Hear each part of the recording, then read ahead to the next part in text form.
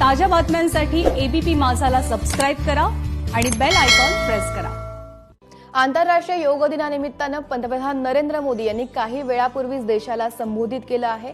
कोरोनामुळे जगाला योगाचं महत्त्व नव्यानं समजल्याचं देखील पंतप्रधान म्हणाले आहेत।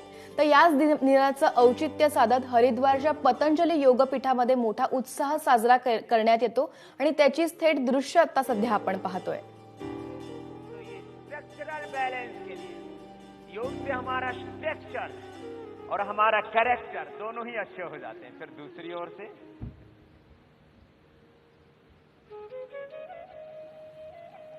सध्या आपण हरिद्वार आणि सियाचीन ग्लेशियर मधली दोन्ही दृश्य पाहतोय। दोन्ही ठिकाणी योग दिनाचा उत्साह आपल्याला पाहायला मिळतोय। खरं तर संपूर्ण देशामध्येच या योग दिनाचा उत्साह पाहायला मिळतोय। देशासह जगभरामध्ये देखील हा योग दिन आहे तो साजरा करण्यात येतोय। उसको खुदा कहो, अल्लाह कहो, परमात्मा कहो, भगवान कहो, वाहिगुरु, अकाल पुरुष बोलो। बिना किसी भेदभाव के सब मनुष्यों को समान रूप से शक्ति दी थी। उस शक्ति को जानने, जगाने और उपयोग में लाने का नाम ही योग है। अब हम योगाभ्यास के क्रम में पहले भद्रासन, फिर वज्रासन, अर्धउष्ट्रासन, उष्ट्रासन, शशकासन, वक्रासन और उत्तान मंडूकासन का अभ्यास करेंगे बैठ करके। और इसी दरमियान दोनों पैरों की तलवों को मिला लीजिए, एड़ी से एड़ी, पंजे से पंजा मिला हुआ, और उसके ऊपर ऐसे बैठ जाते हैं। योग हिंदू के साथ साथ मुसलमान को भी क्यों करना चाहिए? तो एक बेटी जो खुद योगी भी है, साइंटिस्ट है, वो खुद माने हमारे साइंटिस्टों के साथ ही काम कर रही है, तो खुद भी अभी साइंटिस्ट ही बनती जा रही है। क्या नाम है बेटा? रजिया बेगम। तो एक बार रजिया बेगम का एक बार जोरदार पहले तो अभिनंदन है। ये पतंजलि रिसर्च इंस्टीट्यूट में ही सेवा करती है और ऐसे एड़ियों के ऊपर बैठ जाते हैं। आप तो योग में आपकी प्रेरणा कैसे हुई और योग को आप कैसे देखते हो? ओम आचार्य जी, मेरा नाम रजिया परवीन है और मैं पिछले 6 साल से, मैं और मेरे हस्बैंड शौकीन, पिछले 6 साल से हम संस्था से जुड़े हुए हैं। तो मैं तभी से, जब से मुझे पता चला है कि योग का क्या महत्व है, वज्रासन तो में बैठ जाइए, आप भी वज्रासन में बैठ डेली योगाभ्यास करती हूँ और जो भी मुझसे मिलते हैं सभी को बोलती हूँ कि योगाभ्यास जरूरी है। और मेरी सभी से गुजारिश है, अगर आपको अच्छा स्वास्थ्य, अच्छा मन अगर आपको चाहिए तो आपको योग जरूर करना पड़ेगा। और अगर मैं बात करूँ अपनी जर्नी की, जब मैंने अपना डिपार्टमेंट ज्वाइन किया था, एक मन में थोड़ी आशंका थी कि पतंजलि में अगर मैं जॉब करने जा रही हूँ तो कहीं कुछ भेदभाव या ऐसा कुछ तो नहीं होगा। लेकिन मैं अपने 6 साल के एक्सपीरियंस से मैं ये कह सकती हूँ कि पतंजलि का दूसरा नाम राष्ट्रहित है। अगर यहाँ मैंने कुछ सीखा है तो सिर्फ एक सबसे महत्वपूर्ण जो चीज़ है कि सिर्फ अपने राष्ट्र के लिए जीना, अपने राष्ट्र के हित में काम करना। तो मैं अपने समुदाय के सभी लोगों से गुजारिश करूँगी कि जैसे अगर आपको कहीं कोई बताए कि पतंजलि के प्रोडक्ट में क्या क्या मिलाया जा रहा है, क्या क्या है, क्या क्या नहीं है, तो वो संकोच आप छोड़िए। क्योंकि अगर आप किसी चीज़ को शुरू करते हैं तो बहुत सारे, जैसे कहते हैं ना कि बुरी बात बताने वाले बहुत मिल जाएंगे आपको, तो वो आपको रोकेंगे हर चीज़ से कि नहीं, पतंजलि के प्रोडक्ट नहीं यूज़ करने, उसमें ऐसा है, उसमें वैसा है। तो बस मैं उन सब के लिए यही कहूँगी कि कोई भी अगर आप पतंजलि का प्रोडक्ट यूज़ करते हैं, उसमें इंग्रेडिएंट्स की एक लिस्ट होती है, तो आप वो लिस्ट देखिए। शशकासन भी कर रहे हैं और उसमें देख करके आप बता रही है कि सारे प्रोडक्ट यूज कीजिए। बहुत सी भ्रांतियां भी हैं योग के बारे में, पतंजलि के बारे में बहुत भ्रांतियां हैं, लेकिन ऐसा नहीं है। मेरा अपना एक्सपीरियंस मैं आप लोगों से शेयर कर रही हूँ। मैं बहुत खुश हूँ और मेरे हस्बैंड भी शौकीन, वो भी स्वामी जी के आशीर्वाद में ही हैं। बहुत सारी चीज़ें सीखने को मिली है। अगर आप राष्ट्र हित में कुछ करना चाहते हैं तो सबसे पहले स्वदेशी अपनाएं। हमारे पतंजलि के प्रोडक्ट आप यूज़ कीजिए। वो कहते हैं ना कि हम आपस में लड़ बैठे तो देश को कौन संभालेगा, कोई बाहर वाला अपने घर से हमें निकालेगा। क्या बात है। तो देखो, योग में भी भ्रांतियां, आयुर्वेद में भी भ्रांतियां लोगों ने डाल दी।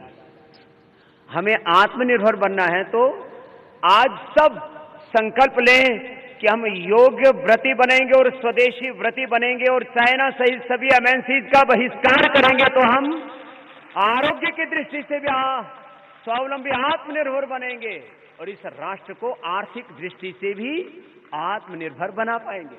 तो एक बहन और ये छोटे छोटे बच्चे यहां पर जो हैं, ये योग को अपनाते हुए अपने जीवन को श्रेष्ठ बनाते हुए, देश तो सबका है, तो योग से हम भी बचेंगे, देश भी बचेगा और स्वदेशी का व्रत लेने से यह देश स्वावलंबी आत्मनिर्भर बनेगा। तो बता रही थी हमारी बहन। चलिए आइए अगला अभ्यास सभी करते हैं, आराम से हो जाता है। अर्धउष्ट्रासन तो सभी कर पाते हैं, पंजे खड़े करके भी कर सकते हैं और पंजे ऐसे पीछे की ओर खोल करके भी कर सकते हैं।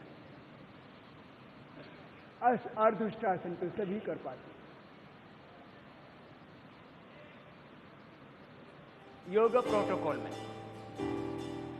ये अर्धउष्ट्रासन, फिर उष्ट्रासन भी कर सकते हैं। आराम से ऐसे हाथ पीछे ले आए और बैलेंस बनाए पीछे।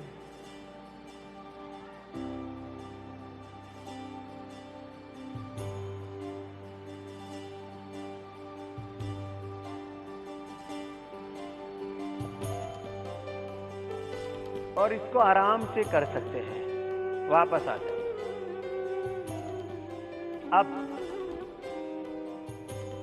आगे झुके तो शशकासन हो गया, पीछे झुके तो उष्ट्रासन हो गया। मैं कह रहा था हमारे मुस्लिम भाई भी आगे झुकते हैं, नमाज पढ़ते हैं तो दोनों हाथ ऊपर उठा लेते हैं और आगे झुक जाते हैं।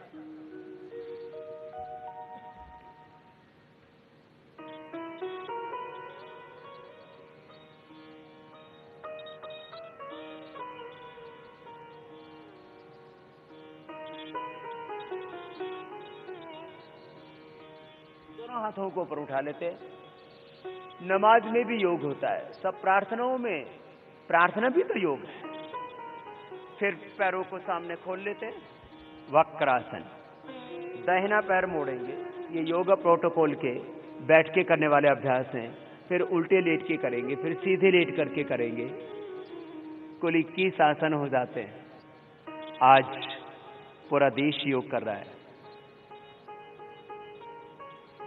और प्रधानमंत्री मोदी जी ने भी संदेश दिया, yoga at home, yoga at family. और हमने भी सबसे आह्वान किया है, परिवार के साथ योग कीजिए और एक फोटोग्राफ हमको भेज दीजिए। उससे आपकी सामूहिक शक्ति की अभिव्यक्ति होती है। योग दिवस एकजुटता का प्रतीक है, आदरणीय मोदी जी ने कहा है। और वो एकजुटता दूसरी ओर से करेंगे। पतंजलि योगपीठ के इस मंच पर देखने को मिल रही है। उपदेश व्यवहार में उतरनी चाहिए। योग नाम ही है एक होने का, नेक होने का। दूसरी ओर से हमने वक्रासन किया।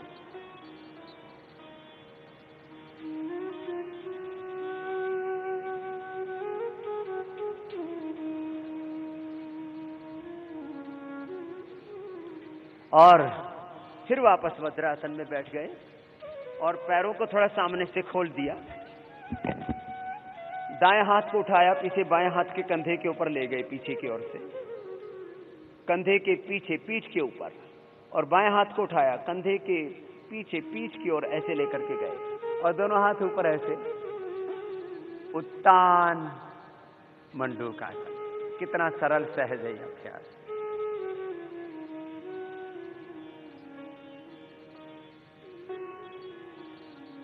सर्वाइकल स्पॉन्डिलाइटिस पेन के लिए और फ्रोजन शोल्डर के लिए, कंधों को रिलैक्स करने के लिए बहुत अच्छा अभ्यास है। अब आइए पेट के बल लेट जाते हैं। मोदी जी ने कहा कि योग से हमें ऊर्जा तो मिलती है, आज पूरा संसार ऊर्जा पा रहा है। एरिया अंदर की ओर, पंजे बाहर की ओर। योग से अपनी इम्यूनिटी बढ़ा रहा है। कम्युनिटी की इम्यूनिटी बढ़ाने के लिए शरीर बल के साथ मनोबल, आत्मबल बढ़ाने के लिए योग से बड़ा कोई बल नहीं, योग से बड़ा कोई ऐश्वर्य नहीं। अब अगला अभ्यास भुजंगासन। योग और कर्म योग करें हम जीवन में। लोग जीवन में सक्सेस पाना चाहते हैं, सफलता, समृद्धि, ऐश्वर्य, प्रसिद्धि पाना चाहते हैं। हमने कुछ चाहना नहीं की, योग और कर्म योग किया। ये समृद्धि, ये प्रसिद्धि, ये सफलता और ये विजय, ये जीवन। दूसरा अभ्यास जो हम चाहते हैं कि हम स्वस्थ बने, सुखी बने, समृद्ध बने, सफल बने, विजयी हो जीवन में, योग कीजिए। ये सारे ऐश्वर्य आपके पीछे पीछे चलेंगे, आप इनके पीछे नहीं दौड़ेंगे। भुजंगासन के दो अभ्यास कर सकते हैं, दोनों हाथ थोड़ी के नीचे रख करके भी कर सकते हैं। ये और भी सहजता से हो जाता है और इसका पूरा लाभ हमें मिलता है। तो मैं कह रहा था, योग और कर्म योग कीजिए। वेल्थ, प्रॉस्पेरिटी, बड़े बड़े एम्पायर जो आप खड़े करना चाहते हो जीवन में, विक्ट्री पाना चाहते हो, सक्सेस पाना चाहते हो, ये तो बाय प्रोडक्ट्स है योग और कर्म योग के। अब शलभासन करेंगे, दोनों हाथ जंघाओं के नीचे, एक एक पैर से अथवा दोनों पैरों से एक साथ पीछे से शलभासन हो जाता है। एक एक पैर से भी आप ऐसे कर सकते हैं और दोनों पैरों को एक साथ पीछे से उठा देते हैं तो ये शलभासन हो जाता है।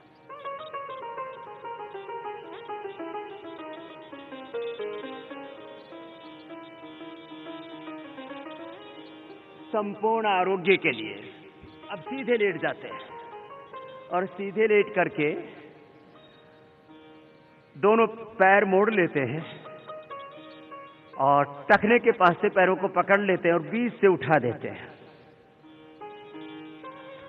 ये बात इजीली हो जाता है सबसे। सेतु बंधासन, कंधरासन भी इसको कहते हैं। मेरुदंड के लिए, उदर रोगों के लिए, जिनको यूट्रस, ओवरी की कोई प्रॉब्लम होती है, यूट्रस प्रोलैप्स होता है, एनस की प्रोलैप्स होने की प्रॉब्लम है, गोदभ्रंश का रोग है, उसके लिए भी उपयोगी है। बीच से उठाया, श्वास बाहर छोड़ के पेट को अंदर खींच लेते हैं।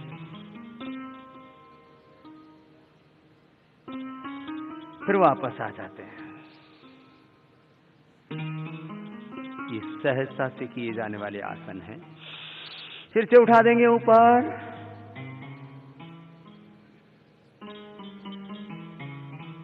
डेली लाइफ में योग हो, योगा इन डेली लाइफ। हमारे सामने दो ही विकल्प है, एक योग और दूसरा रोग। मैं अक्सर विनोद में भी कहता हूं और यह हकीकत भी है जिंदगी की। यदि आपने नहीं किया योग तो जीवन में घुस जाएंगे रोग। उत्तान Padasana. We have two options. One is yoga and another is roga. यदि योग नहीं होगा तो रोग तो होगा ही।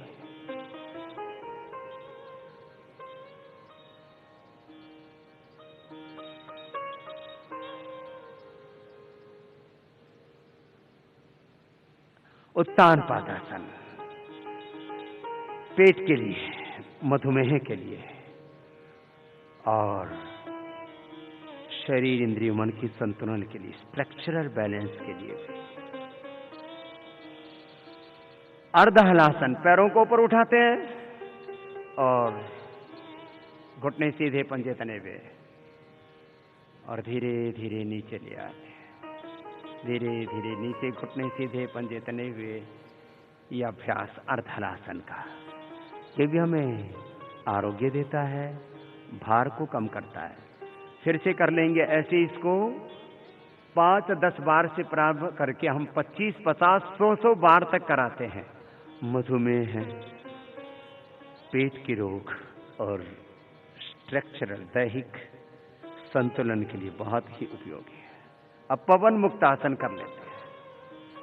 यह भी उदर रोगों के लिए बहुत अच्छा है, मधुमेह के लिए भी। श्वास बाहर छोड़ के आगे झुक जाते हैं, पंजे नीचे दबे हुए, एड़ियां नितंब के ऊपर जंघाओं के साथ लगी हुई।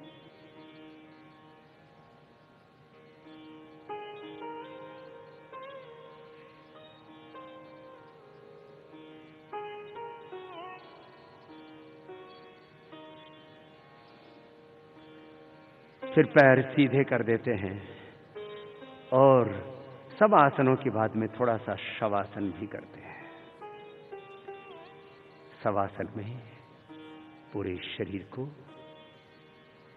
विश्राम मिलता है। संकल्प पूर्वक देह को शिथिल छोड़ना। स्ट्रेस, एंजाइटी, डिप्रेशन, इंसोम्निया, मन में बेचैनी, अनहोने का भय, असुरक्षा, बहुत प्रकार की वैयक्तिक। या कार्यक्रमावरती आपली नजर असणारच आहे, पण तुर्तास वेळ झालेली आहे मुख्य बातम्या पाहण्याची माझी सहकारी प्रज्ञा सोबत।